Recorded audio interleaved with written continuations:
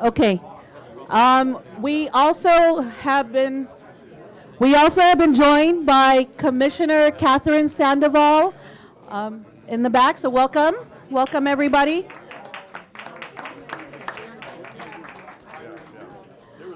So Commissioner Sandoval, what we're doing is the regional consortia folks are seated together during the lunch period, and they're going to be reporting out on the discussion that they've had.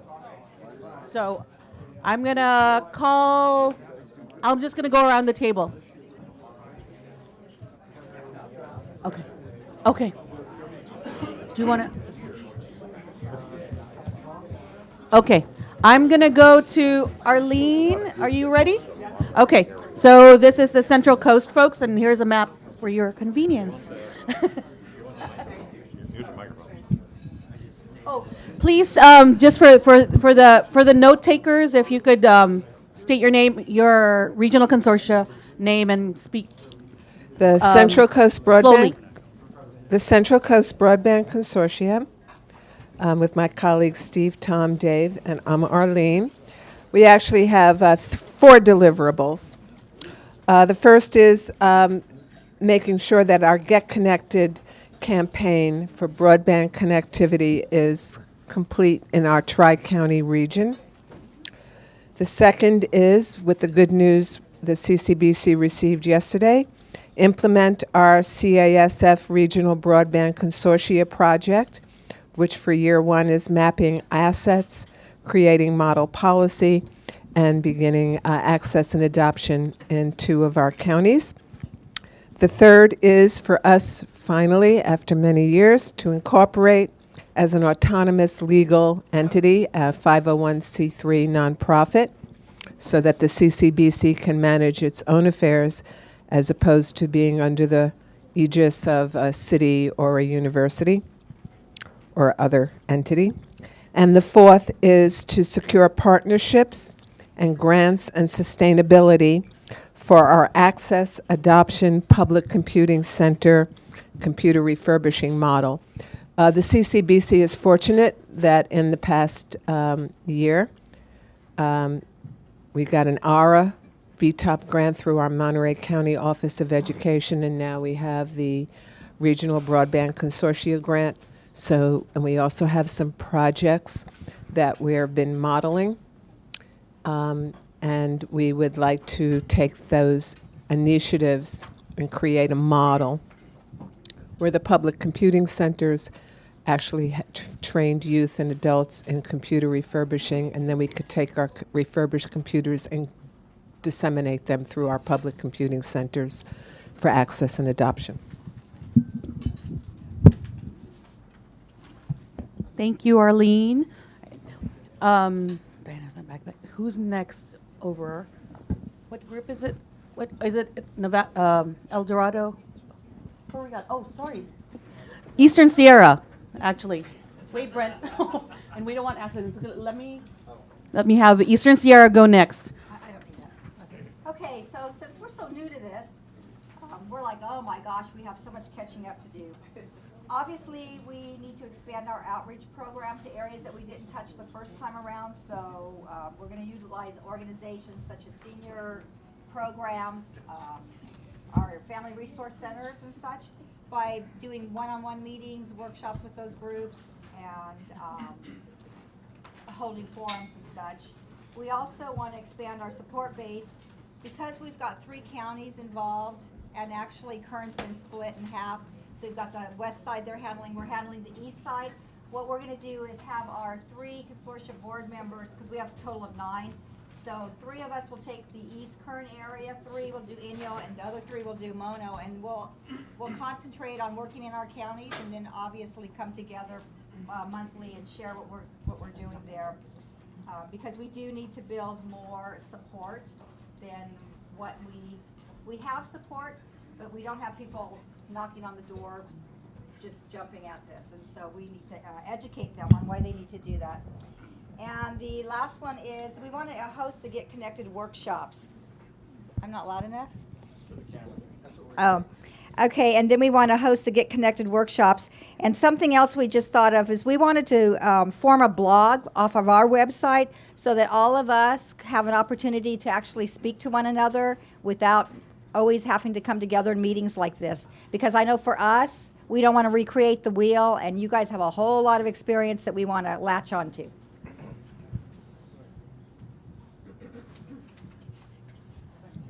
Gladys, is there any possibility that the CETF group could actually form like a listserv similar to what she was suggesting? I will.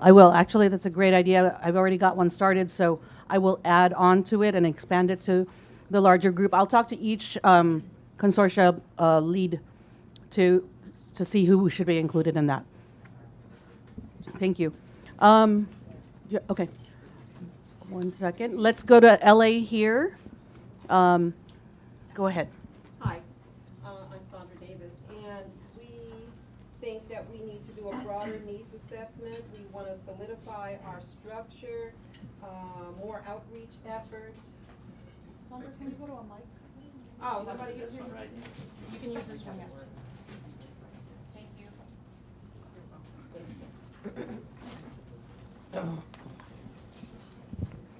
You know what, I started wrong because I really should have been thanking Catherine Sandoval, President Peavy, and the other CPUC members, as well as our electeds that helped us get this grant. So, okay, now. Okay, what we decided that we need to do is more needs assessment, solidify structure, outreach, more broader outreach efforts, planned partnerships, and just getting connected for the tech fairs.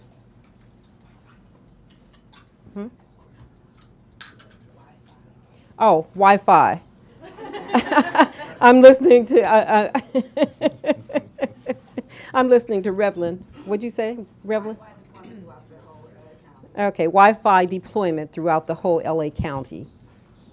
Thank you. Okay, we'll go to Brent's group, Gold Country. I'm going to assume everybody can hear me because I've never been accused of being particularly quiet. What? Oh, yeah, for the... Good reminder for the recording, please use the mics. Okay, got it. Our first priority, of course, is completing the process necessary to get the contract in place for the consortium. That has to precede everything else from this point. But the three things that we're looking for in the relatively near time frame is first, being able to call together our subject matter stakeholders is the term we use for them. So we get all our medical types together and talk about telemedicine, the state of the art versus what's locally available and the gap between the two so that they'll be prepared to go out with us to the neighborhood meetings and share that with the folks in the neighborhood in order to first educate and then second get the feedback from the neighborhoods about prioritization for closing that gap. The same is true for each of the other stakeholder groups.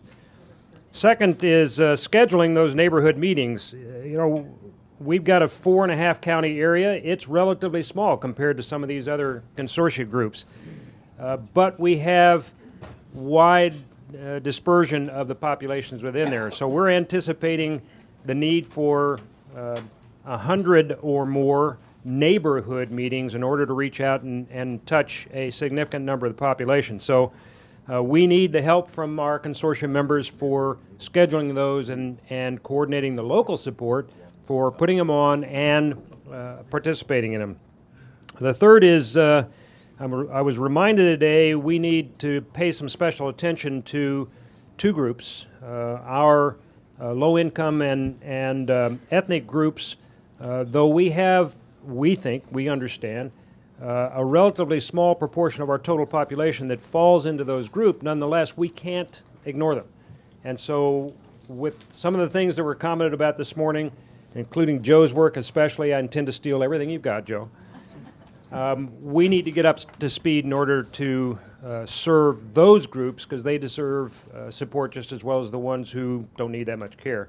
And then as a final note, I just want to confirm for you that the approach I outlined yesterday, our business approach of focusing on organization of demand, facilitation of supply, getting the two to create a plan, and then money following good ideas works. During this meeting, I was able to put together two folks who are interested in a particular area that is currently unserved, and I anticipate here fairly quickly we're going to be able to get service to at least 10 new households that are completely unserved right now. Now that's a small number, but every connection counts.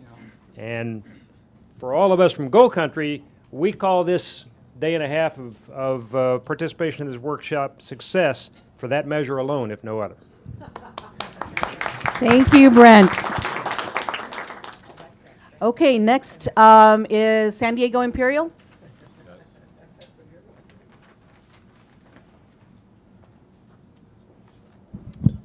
Okay. Our first, let me sit down here a little bit. The first lesson learned for us was don't try and form your consortium without funding.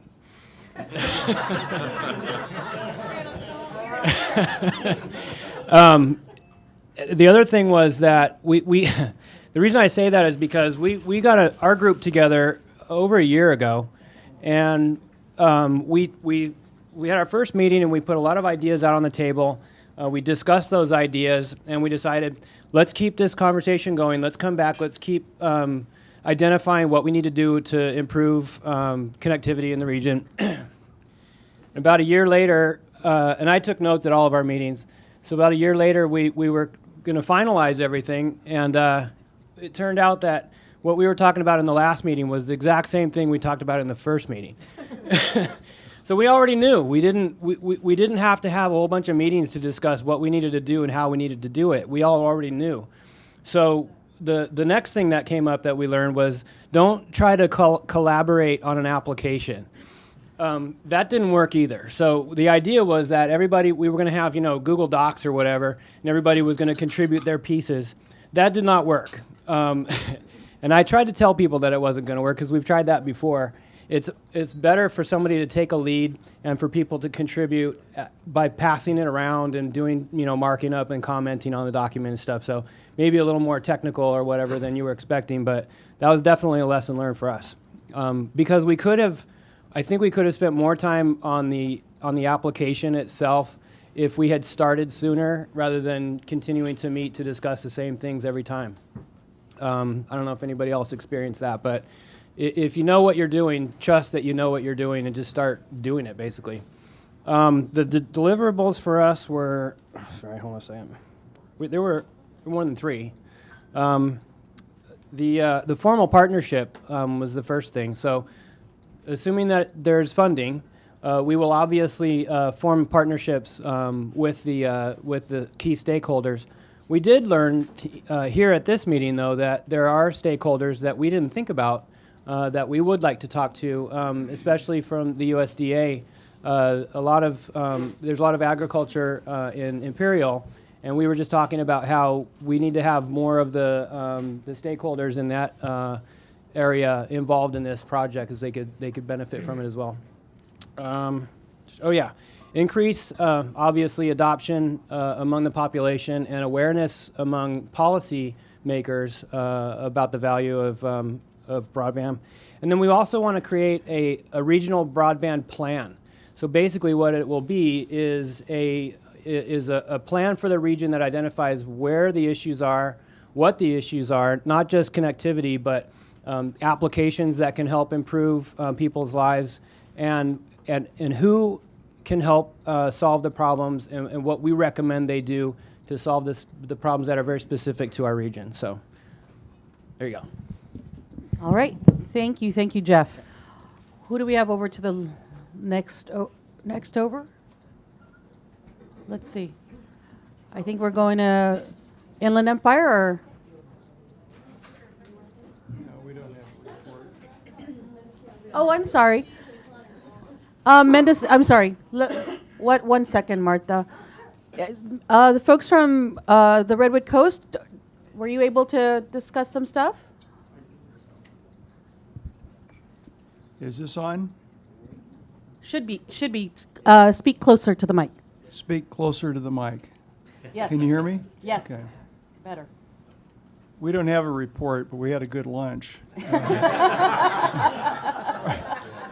Our Connie, our leader, has departed, and we kind of drifted off the topic and talked a little bit about the sheriff and marijuana in Mendocino County.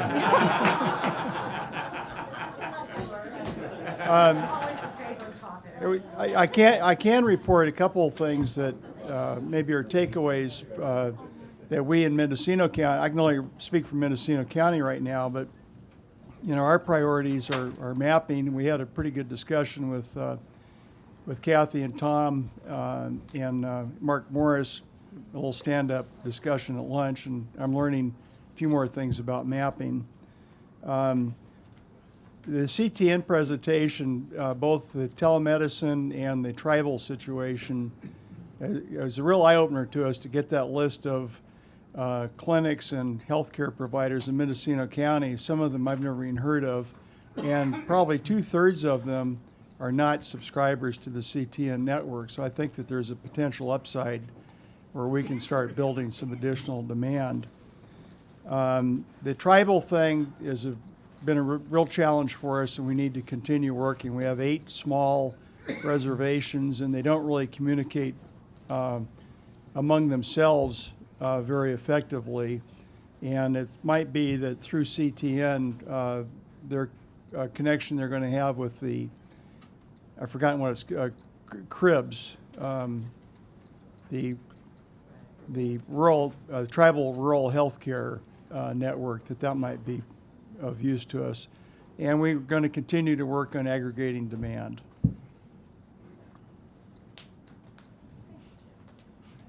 Thank you. Thank you. Okay, so I'm going to go to Martha and Inland Empire. Play with this mic again.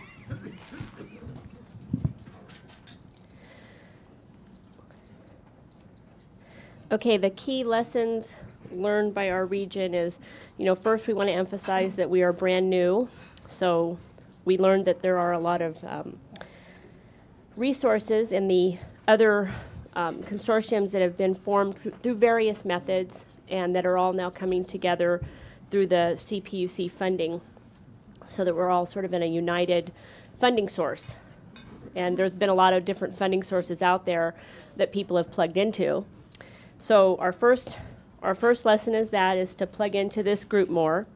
And also these, and I'm following up with what Mendocino said, the basic information that was presented here is all available, but it's not presented in this kind of synergistic form where there's people to talk to about your own special interest. So the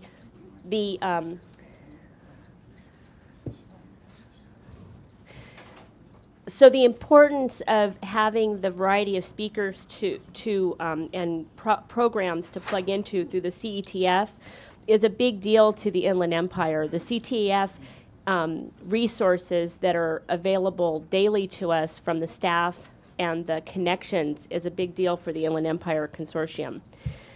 For the 3 deliverables, the plan for the Inland Empire region was to get the key players together in both counties that care about this issue of broadband connectivity and access and make an infrastructure and access program master plan so that we could then prioritize where we're going to go in for grant applications, whether it be through the PUC funding sources or other funding sources.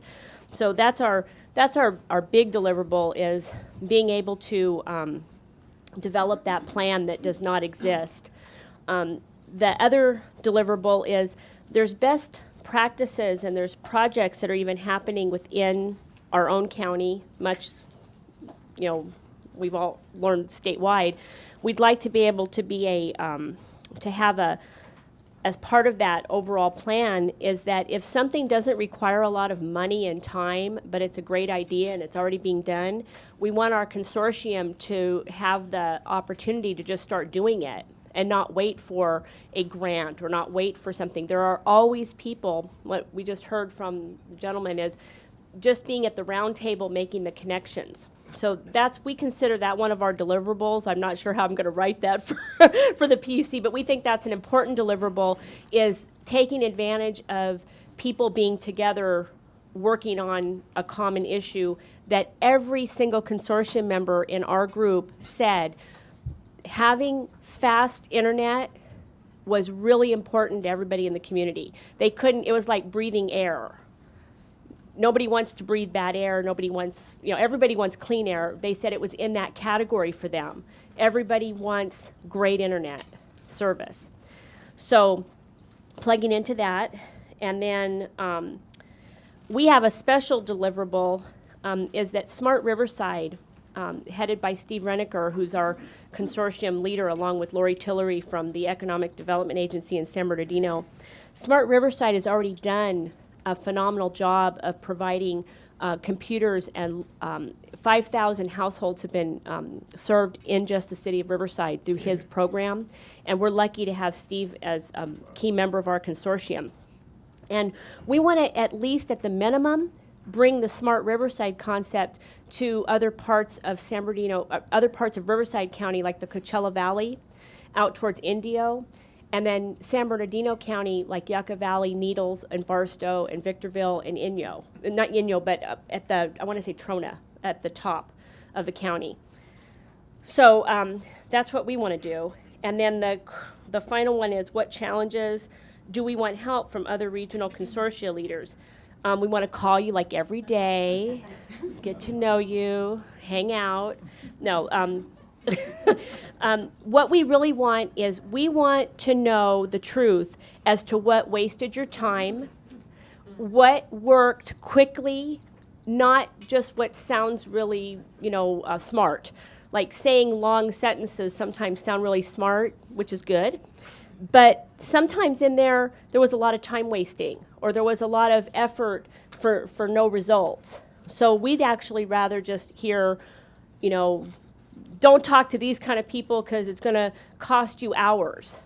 Try to find this kind of a organization. So whether it be plugging into, like what we heard today was every organization that here really cares about this issue and would help us. That's really good information. So that's what we want from the regional consortium members, is just to be honest with us, and don't worry about hurting our feelings, and don't worry about us, if we're not the same as, if our issues are not the same as someone else's, we'll let you know and say, we're not going to waste your time on a question that doesn't apply. So that's what we're just looking for, is honesty and help, so that we can quit being what was it? Yeah, we were listed as the lowest in the entire state yesterday, and we don't want that. We would like to be lifted up and be higher, and maybe the bottom be so high that there's a lot of people on it instead of just, one. There you are. So we are definitely looking to be lifted up and helped, and we promise that we won't waste your time either. Thank you.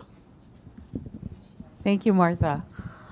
Okay, I'm going to go to East Bay, or is it East Bay? Okay.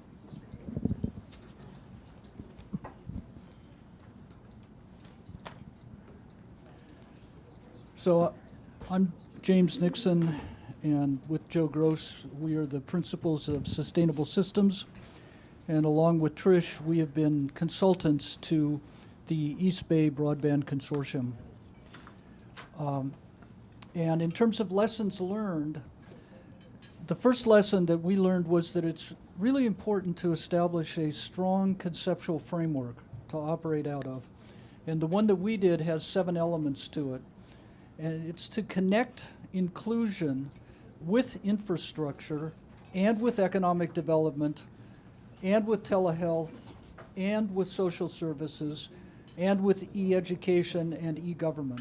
There are 7 dimensions to our conceptual framework, and what we did was to create a vision statement for each one of those elements in the conceptual framework, so we have an orientation as to where it is we're trying to get to and how each of the different elements relate to one another.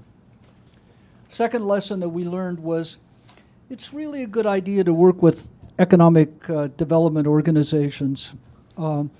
because there's a business-like perspective. And we were very fortunate in having the Contra Costa Economic Partnership, the East Bay Economic Development Alliance, and the Solano Economic Development Corporation having a long, ongoing collaborative relationship that it was possible to leverage in relation to this project.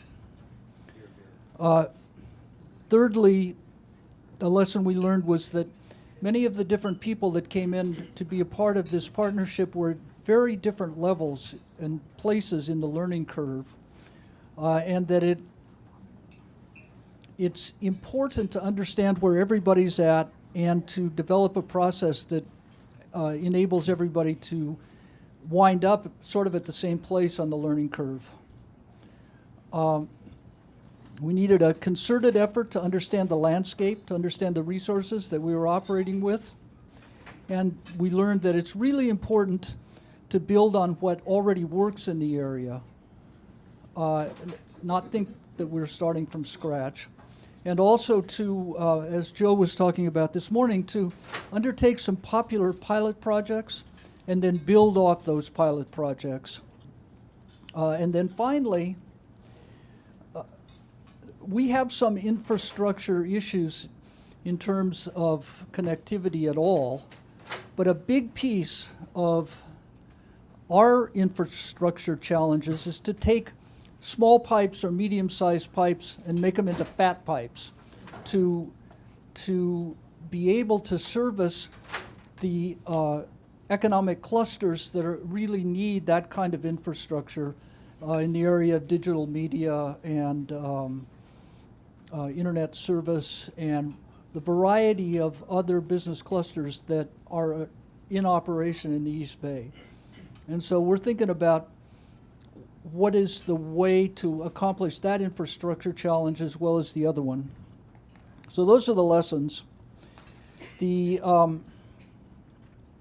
most important deliverables is because this is a relatively new consortium in terms of a large number of the members, we have to be careful not to impose the outcomes, impose the metrics, impose the plan on all of the partners.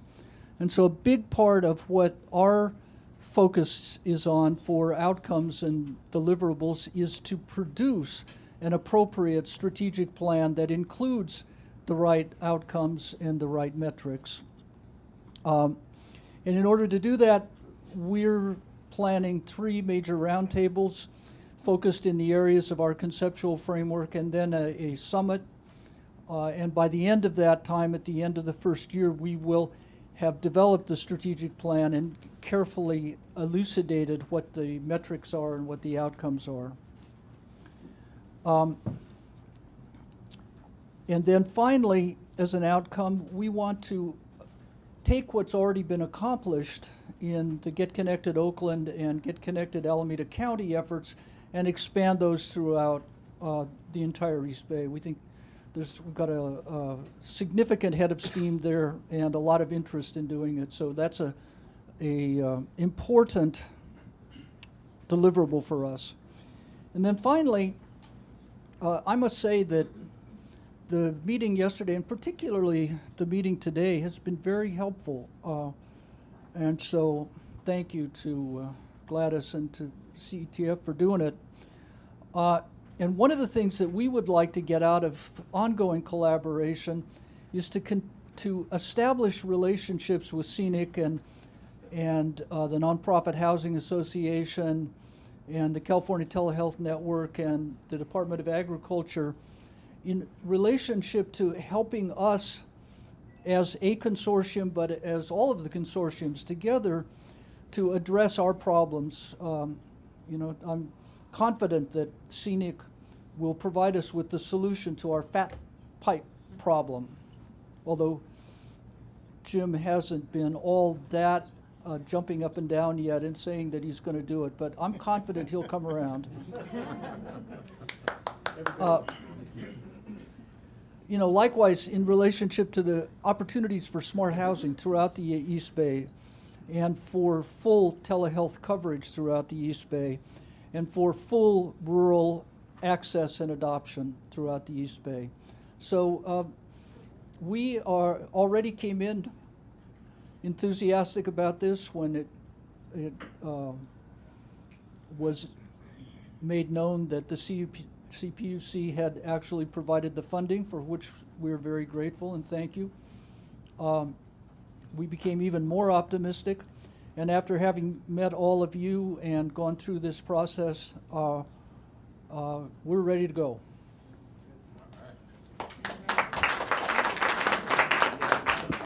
Thank you, James. Russ, why are you leaving? That's your chair. So, so that's the northeastern and upstate queue. Are you going to take them separately, Kathy? Pardon? Together or separately? No, I'm just going to take them all together because, as far as I'm concerned, we're all Talk into the human. microphone. Seriously, you can't hear me? It's for the recording. It's for the recording.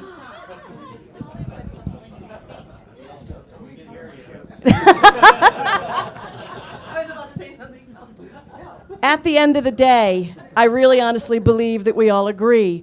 We all need better broadband, and we all want it now. Okay. Lessons learned from the 12 counties in which we conducted broadband demand aggregation studies.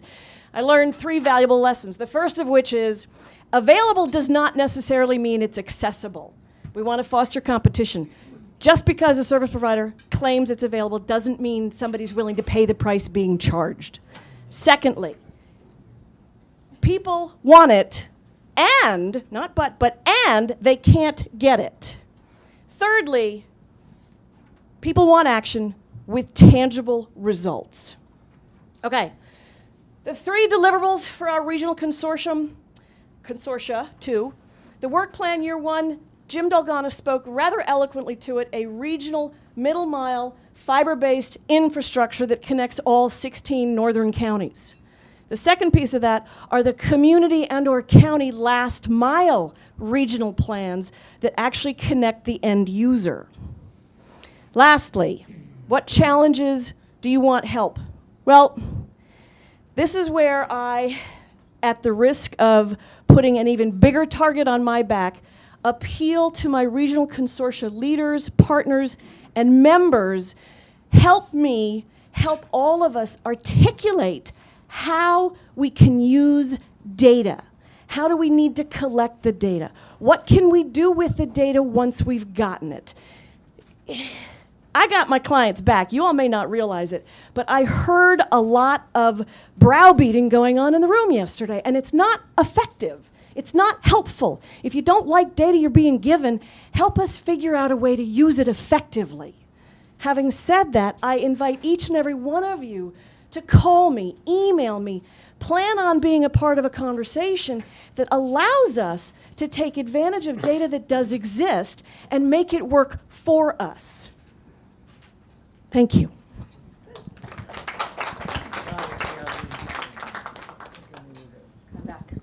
Oh, John Paul. Question. I have an observation. I'm going to represent the counties that aren't up there and tell you why. I looked at that map for the first time closely and realized that San Francisco down to Sunnyvale is not a consortium. And yet, the reason we need broadband is because the companies that are developing the next technologies are in those counties, and we're the ones that need the bandwidth to use those technologies. I think it's interesting that that is missing from this puzzle, because that's the part of the puzzle that is fueling what we need. So I don't know where to go with that, but it's an observation. Okay. Okay. Trish, can you come up to a mic, please? Here's one right here. Thank you. Valley Vision and maybe some of the other groups are part of a statewide network called the California Stewardship Network, which is funded by the Morgan Family Foundation and some other groups. And so they're working on regional prosperity. They're working on regional prosperity initiatives, and Joint Venture Silicon Valley Network is one of the partners in that group. So Bill Mueller, who's the CEO at Valley Vision, has had discussions with Sunny and the CEO of Joint Venture Silicon Valley Network. They have a wireless initiative because even though their Silicon Valley, they still have gaps in some of their infrastructure too. So I think it would be great as a network that we bring other regional partners in, and there are some gaps in the map too where we don't have consortia. So I think that would be great to look at the partnerships with especially the economic development groups that are working with the technology companies and promote that as part of our learning network. So thank you. Thank you for that. I think I've covered all of the regions. Am I missing anyone? I know I have one other person to put on the spot. Okay. So Tara, I know you and Trish were out of the room presenting to the board members. We were just going over lessons learned, outcomes, and deliverables for your regional consortia. Do you want to do a few points about that for Connected Capital? I think we shared our lessons learned yesterday, and I'm sorry, I'm just shifting gears. I guess all that I would add is some of the key deliverables for the coming year. I'll just reiterate a bit of what we said yesterday. We feel that there's a lot of value in building the network and the relationships, because I think a lot's going to come out of that. So that's one of them, is really building and nurturing the consortia. Oh, I wrote this down yesterday.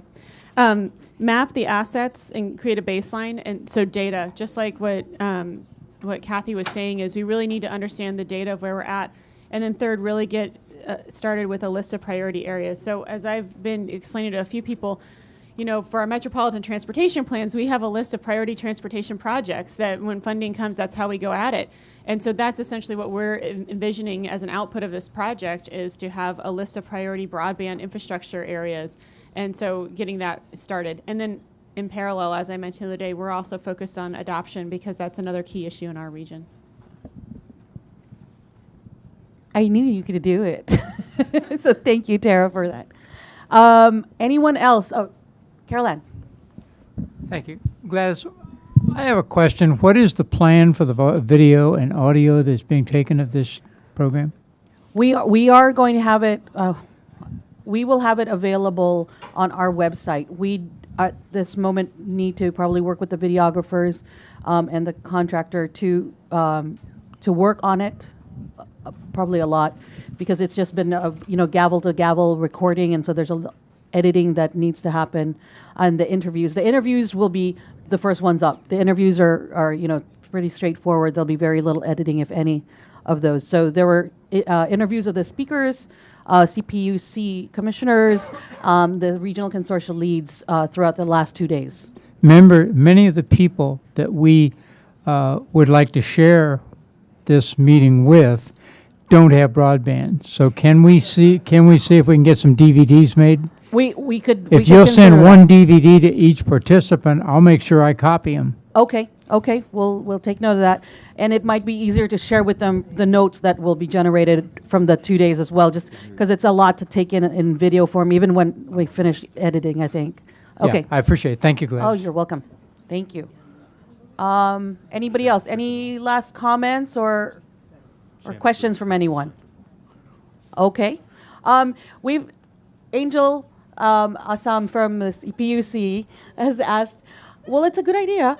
If we could take a moment before everybody leaves, I'm letting everyone know so you all don't bolt.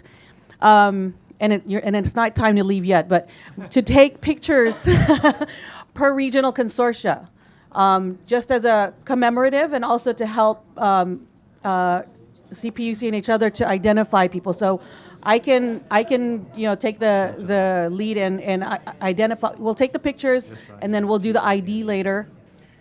Maybe we can do a Facebook page. Kidding. And so we'll do that before everyone leaves. But right now, I'd like to turn the mic over to Commissioner Catherine Sandoval for her comments to the group. She's been a strong advocate of broadband for a long time and of telecom, so she's very steeped in these issues. She comes to us as also a board of expert advisor for CETF, and she has done that for about, I think, from the beginning, so for about 4 years now.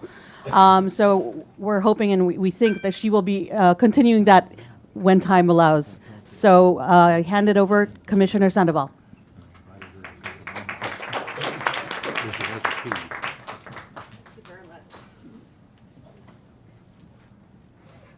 I got more coffee, not just because I'm a coffee fan, but I just got off of a plane from Los Angeles, and my right ear is completely clogged. I feel like I just went to a Metallica concert.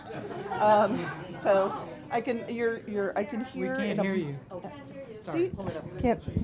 Right. Or you can pull it up. Right, I'm speaking like I'm at a Metallica concert. Can you hear me now? Can you hear me now? So anyway, my hearing is a little bit muffled. I will try to make my speech not so. Everything is echoing, so let me know if I repeat myself. And anyway, so it's really great to see you here, and very exciting to hear about your regional consortia and what you're doing. As Gladys said, I have been on the Board of Expert Advisors for the California Emerging Technology Fund since it was founded in 2007. I was on the inaugural board and actually helped to pick some of the first grantees for CETF that helped to launch some of these consortia. So, I feel like I've been part of the group that helped to bring all of this into being, and you are all just a wonderful sight, and just the work that you've done. I just am so pleased and proud to see what you're doing and what it represents. I can see here the map of the state of California and just the amazing diversity of California that you represent and the knowledge of your communities that you're bringing. I really thank you and congratulate you. And you are the backbone of CETF and are providing the backbone for our future. So I wanted to thank you. Please give yourselves a round of applause for everything that you're doing for our people.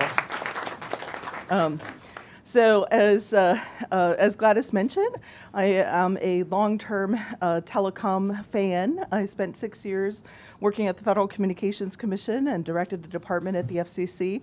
I started at the FCC back in 1994, before there was a commercially available internet. And I remember when I went to the FCC, in fact, they didn't even have voicemail. So that was a big progress to get voicemail at the FCC, which always seems somewhat ironic because voicemail was very common in 1994. And I remember my first internet training at the FCC, still learning FTP protocol, and with the wasn't even an amber screen, it was a green screen. And this was years before Mosaic was available, and of course Mosaic preceded the World Wide Web.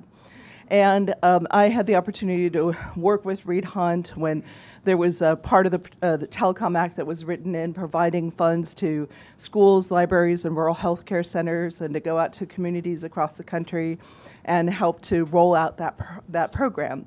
And actually, I remember one experience I had in Los Angeles where I called the County of Los Angeles library, and actually it was a central library in Los Angeles, and wanted to meet with them to talk to them about the FCC program and tell them about the program and encourage them to apply. And the response that we got was that they were not interested in meeting with me because they said they were already connected. Well, I was also working with several members of Congress, including Congressman Javier Becerra and Congresswoman Lucille Roybal Allard, who were very interested in making sure that their districts that have very large low-income communities were also connected to the new internet that was growing in commercial importance and importance to the public. And so I said to this librarian, well, if you're already connected, the congressman would like to go with me to visit some of your library branches in his district to see how connected you are.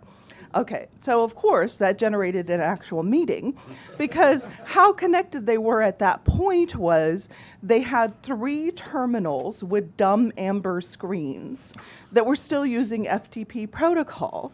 And people were lining up, signing up for waiting lists for 30, they'd have to wait for 2 hours to be able to use these screens for 20 minutes. It was crazy. So I remember meeting with this librarian and telling her, if you apply for this program, it could help you. And she was saying, well, we've already got routers and we have this and we have that. But I was saying the program will help to fund your routers. Why are you funding your routers out of library money when you could apply for the federal government? So it was interesting when I look back on it that it took so much convincing to get places like the city of Los Angeles convinced that they should apply and really expand what was then this new thing called the internet. And in fact, as we know, the internet has become so ubiquitous in our lives. I've been a professor for the last 7 years, and I've taught telecommunications law at Santa Clara University, along with antitrust law and contracts. And I had a student who wrote in a paper about how he had grown up with the internet and, the impact that that had had on his life. And he also wrote in his paper that he was 25. And so this was a draft, and I wrote back in my comments, well, if you are 25, in fact, you didn't really grow up using the internet unless you were an early CompuServe user, and I'd be very interested in talking to you if you were. Because again, the internet didn't become public, commercially available really, until he was about 10. But it was as if those first 10 years didn't even exist. He couldn't even remember his life without the internet. And of course, it's become so critical, and this is why we're looking at telehealth initiatives and what the internet could do for people to improve healthcare and access to healthcare, to improve education, to improve access to jobs. I met with the Los Angeles Consortia, and they were talking about the centers that they've helped to create and foster, where people are just dying to use the computer so that they can get information about access to jobs. It is so critical. And in fact, recently I met with a former senator who is now heading up a program where they are trying to encourage the use of electronic textbooks, because one of the huge costs for all students, whether college students or law students or medical students or any other students, is the cost of textbooks. And in fact, if you are a community college student, you are likely to spend more per semester on textbooks than on tuition. So it's a huge cost. But they've found that one of the big barriers to getting professors to adopt these textbooks is availability of internet access. Particularly on community college campuses, where often the campus is not completely wired to provide access or the type of robust broadband that they would need. And so many of the students, when they go home, they don't have access, either because they live in places where there are physical problems with access, real infrastructure problems, or because they cannot afford that type of broadband access at home. And particularly if you want to do something interactive on the web, it assumes a level of access that a lot of the people do not have. So the people that we would like to help the most to reduce the cost of textbooks are often less able to do so because the barrier to access is broadband. And I want to work with you in this group to turn it around. So I was suggesting to him also that, we can also look at, I know part of what you've done is demand aggregation, is look at other institutions that can be leaders. So for example, at Santa Clara University, where I've taught for the last 7 years, the library at Santa Clara University is open to the entire community. And in fact, we get a lot of community college students who come to the university because their library closes early. They have computers available, anybody can use them. And they're also opening up their network. But as a private institution, they have a lot more flexibility to do things. But we also have to look at more creatively, how can we leverage our networks to really increase access? So I look forward to working with you to identify barriers and look at strategies for what we can do to help to eliminate these barriers. So one of the important things that I think CETF has done is, and the consortia have been so critical in this, in helping us to document where we are, right?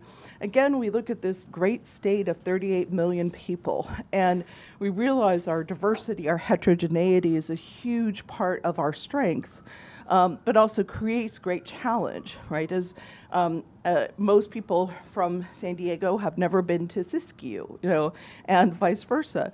And you look at, for example, they're talking about Montana and the growth that they've had in the oil industry. There are less than 600,000 people in the entire state of Montana. It's about 550,000 people. There are more people in the greater Sacramento County area than there are people in the state of Montana. So again, the scale of what we have to deal with in the state of California and the diversity is tremendous.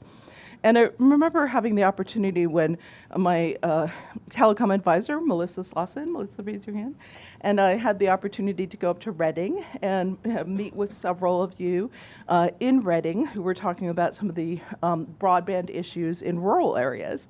And it was really productive in our discussion because we were talking about, for example, how Los Angeles County now has the second lowest level of broadband adoption in the state of California. They have moved up to the second lowest level only through intensive intervention, which CETF has led. When CETF first started this work in 2007 and they documented the status of broadband, Los Angeles County had the lowest level of broadband access in the state, broadband adoption. You know, I mean, let's think about that for a second. The second largest city in America had the lowest level of broadband adoption in this state, lower than the Central Valley, which is also significant because the educational opportunities, one would think the job opportunities are so much greater in Los Angeles, and people would think that in LA that the issue is not infrastructure. But this group really helped to identify that part of the issue in Los Angeles is first and foremost adoption, and why is it adoption? But also part of what I'm going to be working with you guys on is identifying places where there are infrastructure gaps. So for example, when I met with you in Los Angeles, when the commission held a meeting in Los Angeles a couple of months ago, you told me a story that really resonated about Crenshaw Boulevard, the heart of historic African American Los Angeles, where DSL is available on one side of the street and not the other side of the street. And cable is predominantly sold as a bundle, and solo internet is really unaffordable through the cable service. So definitely I've asked Melissa Slauson to follow up with you to find out, you know, for cable, do they sell solo internet, and is it an affordability issue? And can we lean on them a little bit to make it a little bit more affordable? There are also places, of course, where there are gaps, and you mentioned that even here in the Bay Area. So I live in the far South Bay in Campbell, in the Flats, but even when you go to places like Los Gatos, okay, Los Gatos is a very wealthy city. Even today, the average house in Los Gatos sells for $1.5 million. That is the average. But because you have the hills, they are too far from the head end to get DSL, and they don't have cable. So you end up in this funny situation of a lot of internet millionaires having no internet access, and of course they find satellite to be way too slow. But luckily, because they are internet millionaires and a lot of engineers, that they can figure out these crazy microwave type of systems and hook up their neighbors. So there's lots of ingenuity in our state, but you do have these bizarre access gaps that again are infrastructure issues. And of course, when we look at the far northern area of California, part of what CETF has identified is that the far north of California is the place that has the least level of broadband access. And we confronted an issue recently with an application from Siskiyou to provide basic telephone access to 7 households. The problem with that particular little hamlet of households is that they live in the middle of national forest land, off of a fire road. The nearest power is 22 miles away. So the average cost per household to even bring them basic telephone was going to be over $220,000 per household. Would have been more than twice the value of their houses. So we have asked the company to do some more research, see if they can get some more help on especially the electrical power issue. And as we look more and more at some of these remote places that don't have service, this is the intersection of the California Public Utilities Commission's jurisdiction of electricity and telecom. Whereas I've heard it from the Gold Country folks in some places that you've been able to use solar to bring power. Solar doesn't work when you've got 150-foot tall trees. So, you know, if anybody has idea about how to bring power to these folks, that would be really great. So, but I think part of the moral of that story is, you know, as somebody who has believed for decades in universal service, this tested all of our beliefs about how far we're willing to go and how much we're willing to spend for universal service. Are we willing to spend more than $220,000 per household to benefit 7 households? And it reminds us the Rural Electrification Administration did huge things for this country and really made tremendous economic development available in our rural areas, but it still hasn't touched everywhere in America, let alone everywhere in this great state of California. So we have tremendous challenges and a range of opportunities, and as you well know, maintaining our leadership in telecom is going to be critical not only to our people, but to our economic leadership and to the future of this great state. So in closing, I'd also just like to mention a couple of other projects we're working on. So we were very excited yesterday to vote to award the consortia grants through the CETF program. Yay! So congratulations to all the consortia. So we will look forward to working with you. I was asked to step in for a minute to talk to the board members, and so I thank them for their work, and was also particularly commending CETF's executive director, Sunny Wright McPeak, who has always, as you know, been both a very driven and very organized person. And I think Sunny has also created great accountability for this organization. And that accountability will help its sustainability in the long run. And that accountability is now falling to you as CASF grantees to show what you can do, and to really provide the deliverables of documenting those access gaps, identifying the barriers, telling us what we need to do, where you need help, and seeking action to help to close those gaps. So we look forward to working with you and also encourage you to believe that you do not have to solve all these problems by yourself. This is the beauty of this type of dialogue and organization, is to learn from each other and to help us figure out where we need to help you or create the basic infrastructure that will help to solve some of the problems. So let me just mention a couple of telecom issues that we're working on that you should keep in mind and that we also invite your participation on. One of them is a order instituting rulemaking, or an OIR in CPUC parlance, on reliability of basic plain old wireline telephone service. And this is an issue that has reached many areas of the state. It was a huge issue in Los Angeles last year. There were epic rains last year at the end of December and the beginning of January. I'm from LA, and this was rainier than LA had seen in 500 years. So as a result of this, more than 100,000 people lost telephone service in Los Angeles County. Now, when you lose telephone service, they also lost DSL service. So while the majority of them had their service restored within 24 hours, thousands of them went without service for 3 to 4 weeks. Now, the telephone companies, in many cases, did lend people cell phones, but there were also businesses in malls who lost telephone service and were too far inside the mall to be able to have the cell phone signal penetrate inside the mall. And I know when I'm at home, when I talk on my cell phone, everybody complains about my scratchy service. And in fact, when I got this job, I had to kind of revive my landline telephone because people complained too much that they couldn't hear me. So, as much as we all love our cell phones, we all know that they are not perfect substitutes. So we are very concerned about what happened there. And of course, also the irony. I was talking to some of the rural telephone companies and asking them about what they were doing to prepare for the winter. So of course, the irony is that our system has created incentives where some of the rural areas have more advanced telephone systems than some of our urban areas do.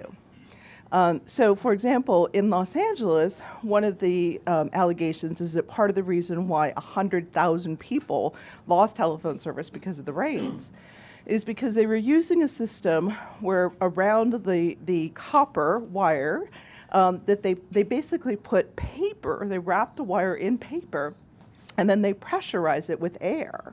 And the idea is kind of like a straw, that the air helps to keep the water off of the copper wire. So I was meeting with some rural telephone companies, and I said, so what are you doing to prepare for the winter and the rains? Are you pressurizing your cables? And I thought I was like savvy. And they looked at me like I had 3 heads. And then one of them said, Commissioner, that is 1963 technology. We replaced that decades ago.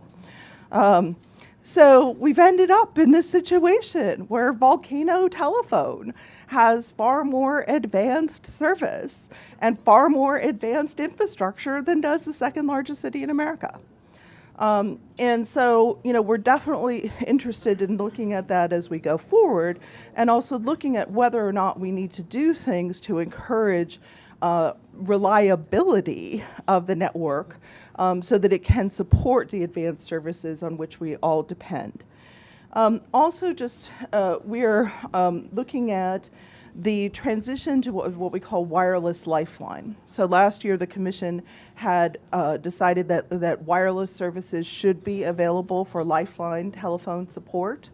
And so I am the assigned commissioner, and we will soon be launching more hearings to look at wireless lifeline, and again, what are some of the challenges as we transition to making wireless available for lifeline.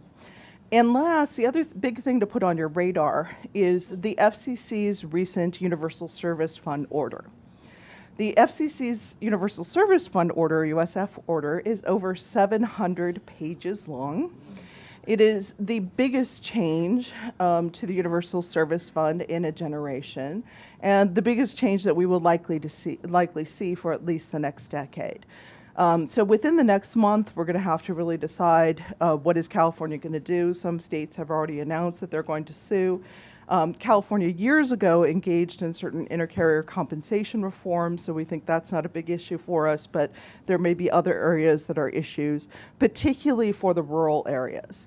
So especially for the consortia who are involved in the rural areas, it's important to at least go on the FCC's website, look at their press release, and talk to your local telephone companies to help to figure out how the reforms in the Universal Service Fund are going to affect you, especially to the extent that you are relying on DSL services that are provided by the local telephone companies in rural areas. This has the ability to have a tremendous impact on what we do moving forward.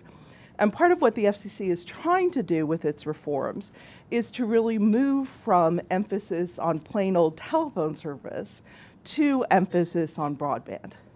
And I was telling the FCC chairman and Commissioner McDowell when he visited San Francisco that, of course, as we move to broadband and getting to the last mile, the last household, we're increasingly going to run into those places that don't have power, right? And I've heard this in many places throughout the state. Native American tribes where you're a little bit off the road and the power company wants to charge you $40,000 to get hooked up to power. So there are a variety of challenges as we move there, but I encourage your participation and we invite your comments on the USF order.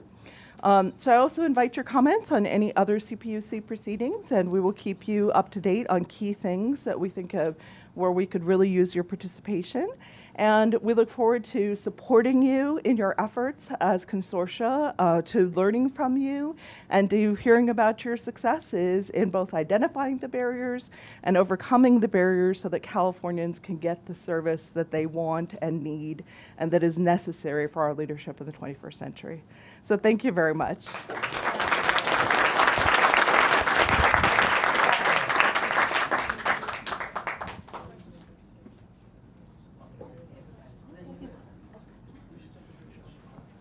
Do we have time for questions, guys? A few quick questions, and then I need to actually spirit her away for something else. Okay. I mean, maybe you'll have time to come back, but I'm not sure what there's. Yeah, I have to come down. Any idea what the current status is of Phase 2 guidelines and eligibility criteria for the CETF infrastructure funding? Melissa? Do you know? Can you repeat your question, Kathy? Melissa?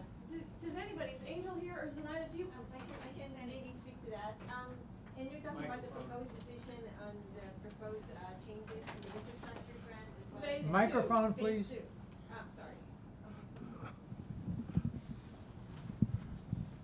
Sorry. I suppose I can tell you that there's actually a proposed decision being drafted at this point. Okay. And hopefully that proposed decision will be released within a couple of weeks. Okay. So. Thank you. Yes. Commissioner, I don't mean to put you on the spot on this, but given your advocacy of the E-rate program, is there any possibility that there's still time to get some carry-on language in the current proposed decision relative that might support leveraging the E-rate monies? The proposed decision on universal service? Or which proposed The one on this draft of IETF funds. That's pending, correct? We can work with the division to see if there's anything. I mean, what would be helpful is what would be helpful to know is what you think is missing to help to leverage E-rate money. Have you already submitted comments on that? I did in a very non-traditional fashion. Michael assisted me with that, and I presume that might have been actually. It was. I'll be happy to resubmit it directly to someone if that would be helpful.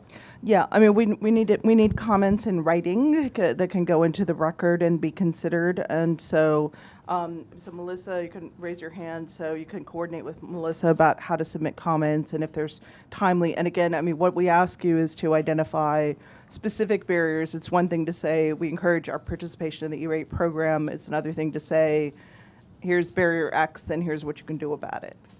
And that's what we're looking for. Thank you. Yes. I was very interested. I've tried to wade through those 700 pages of the USF Connect America Fund program, and it looks to me like it really is a giveaway to the incumbents, and those of us in rural areas are having to roll our own because there just is density drives deployment. Is that your read of it, or are there some things in there that we should be looking at in that ruling that might provide openings for some of us to fund some of our deployments? So, on the issue of incumbents, I mean, I think that, the FCC certainly did not buy lock, stock, and barrel what was called the ABC plan that was put forth by the large telcos. It hasn't necessarily moved to what one might think of as full competition. But of course, also, as you mentioned, in the rural areas, even if you open certain areas to competition, is competition really going to come in places that are uneconomical, right? What I described in these 7 people, they're not served by even basic wireline telephone service because it's not economical to serve them. Even with grants, it's really hard to justify $220,000 per household. So, I hear you that you want lower prices and that you want competition. I'm an antitrust law professor, so I believe in competition. But I think the FCC does give right now the rural LEC incumbents the opportunity first.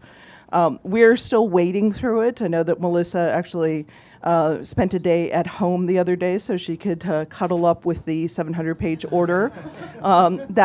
That is my goal this weekend. I read a different 700-page document last weekend, so we're all going through it. We can communicate via Gladys about what are some of the main issues that we think you should focus on. I think what would be helpful to hear from you is, again, their goal was to promote broadband access, and what are your views about how they have missed the mark on that goal, and are your views that it's so big that we should sue? Keeping in mind, right, that what is the basis for appeal of an FCC order, right? So as a lawyer and a law professor, I like to tell people we need to distinguish between where did the FCC violate the law? For example, did they take away something that the Telecom Act delegated to the states and usurped it improperly for the federal government? That could allegedly be a legal violation, as opposed to they were able to, under the Telecom Act, make 2 different choices, and using their discretion, chose one alternative, not the other. That, the latter, the exercise of their discretion, is not appealable unless there were insufficient facts and that it was not supported by the record. So we have to distinguish between those 2 different things, right? Wishing they had made a different choice is not a legal argument, as opposed to they had a legal duty to consider something and they didn't, or they had an inadequate record on this issue, or that they usurped some duty that was left to the states. So definitely would like to work with you. As I said, it's, the next thing on my slate is spend some time with the holidays and the Universal Service Order. So with that, I have to go to another meeting, so thank you very much.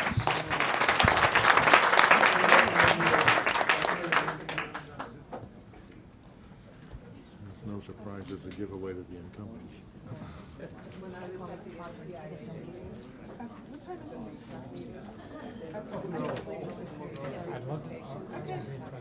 Okay, great. So talk to Melissa also. So and they said to help compromise. Her name's Melissa Slaughter. Where are you from? Yeah. Okay. Well, we're on the way out. So.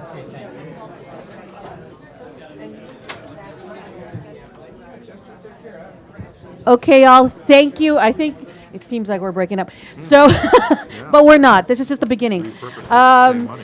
Thank you, and a reminder to please hand your leadership forms in worksheet to any one of the CASF staff members. No, wait, the CETF staff members. Thank you, everyone.